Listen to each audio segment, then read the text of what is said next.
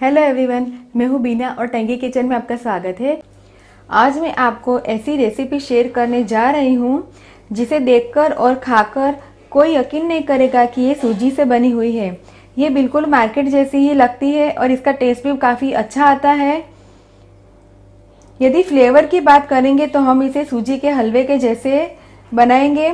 ये बहुत ही अलग है और बनाना बहुत ही इजी है और बहुत कम इंग्रेडिएंट से ये मिठाई बनके तैयार होती है और बिना घी के हम इसे तैयार करेंगे।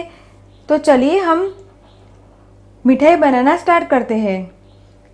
अगर आपको मेरा वीडियो पसंद आए तो हमेशा की तरह लाइक कीजिए, शेयर कीजिए, कमेंट कीजिए और मेरे चैनल को सब्सक्राइब कीजिए ताकि आप मेरे और भी नए वीडियो देख सके। तो चलिए हम मिठाई बनाना स्टार्ट करते हैं।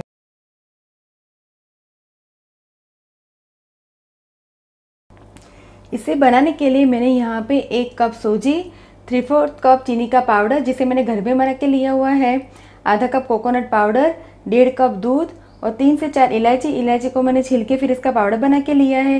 तो चलिए हम स्वीट्स बनाना स्टार्ट करते हैं। सबसे पहले हम सूजी का डो बना के तैयार करेंगे।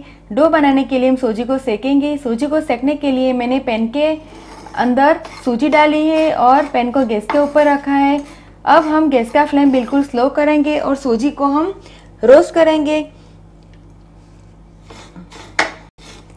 मैंने बारीक सूजी का इस्तेमाल किया है। अगर आप मोटी सूजी का इस्तेमाल करें तो इसे मिक्सी में पीस कर फिर इसका इस्तेमाल करें। हमें इसे रोस्ट करना है पर हमें सूजी का कलर चेंज नहीं करना, सिर्फ इसे हल्का सा हम पका लेंगे ताकि इसका कच्चापन है वो निकल जाए और ये ब्राउन नहीं होनी चाहिए।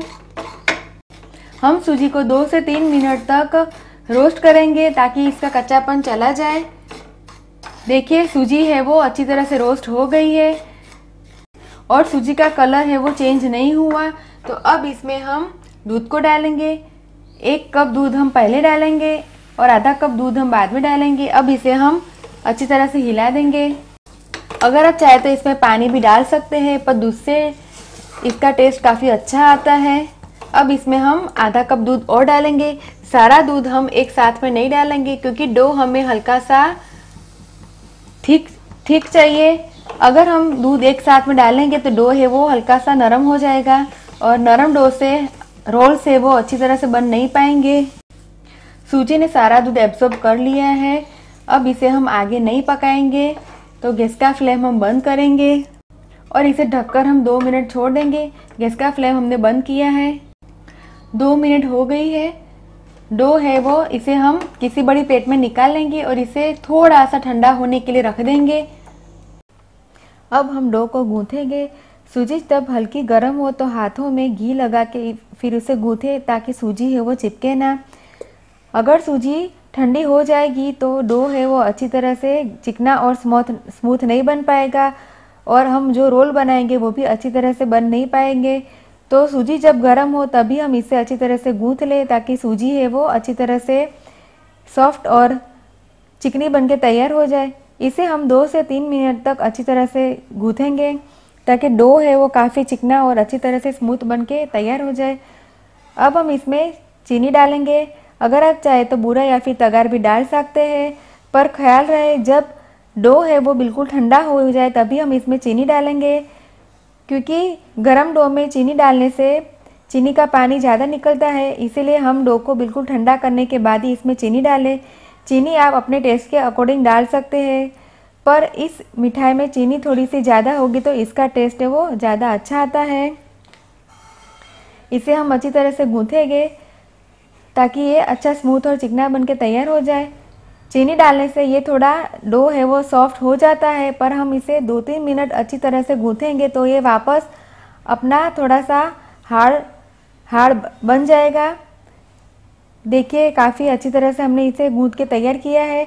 अब इसमें हम कोकोनट पाउडर डालेंगे और इलायची का पाउडर डालेंगे। कोकोनट को डालने से इसमें काफ़ी अच्छा टेस्ट आता है। अगर आप चाहें तो इसमें फ्रेश कोकोनट को भी डाल सकते हैं या फिर इसमें ड्राई फ्रूट के पाउडर को भी इसमें डाल सकते हैं जिससे भी इसका टेस्ट काफ़ी अच्छा आता है। डो है पहले से काफ़ी गीला हो गया है क्योंकि चीनी हल्का पानी छोड़ती है। तो 1-2 मिनट के बाद ये अपना डो में से हम रोल बनाएंगे। रोल बनाने के लिए हाथों में थोड़ा सा घी लगा के ग्रीस करें और बड़े नींबू के साइज़ का हम डो लेंगे और डो को हम रोल जैसा शेप देंगे। रोल जैसा बनाने के लिए हम डो को 2 हाथ में लेके इसे सिलिंड्रिकल शेप देंगे। देखिए मैंने रोल बना के तैयार किया हुआ है। सिलिंड्रिकल शेप है वो दिखने में काफ़ी अच्छा लगता है और इस प्रकार से हम सारे रोल्स बना के तैयार करेंगे। देखिए सारे रोल्स बन के तैयार है। अगर आप चाहे तो इसे इस प्रकार से भी सर्व कर सकते हैं, पर हम इसे और थोड़ा ज़्यादा सॉफ्ट बनाएंगे। ज़्यादा सॉफ्ट बनाने के लिए हम इसे स्टीम करेंगे। तो चलिए अब इसे हम स्टीम करेंगे। मैंने स्टीमर को गैस के ऊपर पानी डाल के गर्म करने के लिए रख दिया है। अब मैंने यहाँ पे स्टीमर प्लेट ली है जिसमें मैंने घी लगा के ग्रीस किया हुआ है। अब हम तैयार किए हुए रोल्स को हम स्टीमर प्लेट में डालेंगे और इसे स्टीम करेंगे। रोल्स को मैंने स्टीमर प्लेट में डाल दिया है।